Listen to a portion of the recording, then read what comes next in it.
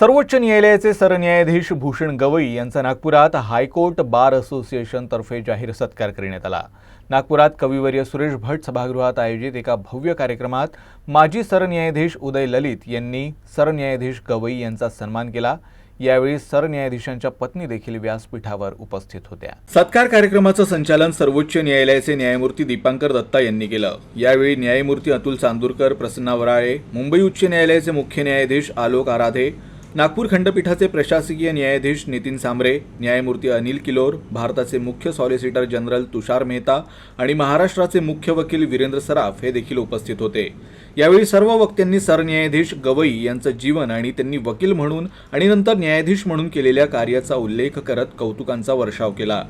माजी सरन्यायाधीश उदय ललित यांनी त्यांचा गौरव करताना धैर्य, चांगलं नियोजन आणि वेळेची जाणीव असलेली व्यक्ती कोणत्याही परिस्थितीवर मात करू शकते आणि सरन्यायाधीश भूषण गवई हे याचं जिवंत उदाहरण असल्याचं म्हटलं। तर बार असोसिएशनने दिलेल्या सन्मानानं सीजीआय गवई भाऊक झाले। माझ्या प्रवासात अनेकांनी मला साथ दिली आहे। माझं कुटुंब डॉक्टर बाबासाहेब आंबेडकर आणि संविधानाला सर्वोच्च मानतं। आपल्या जुन्या काळाची आठवण करून देताना मी स्वतः गरिबी पाहिली आहे।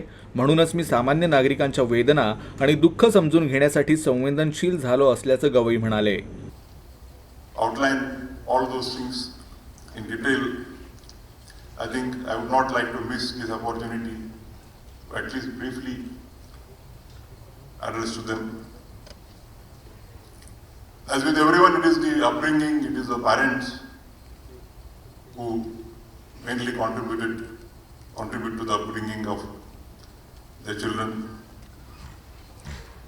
It is my upbringing in a family which was totally inspired by the ideology of Dr. Babasaheb Ambedkar, the architect of the Constitution, the proponent of the social and economic justice in the country. That has deeply influenced my upbringing and also working as a judge, as a lawyer.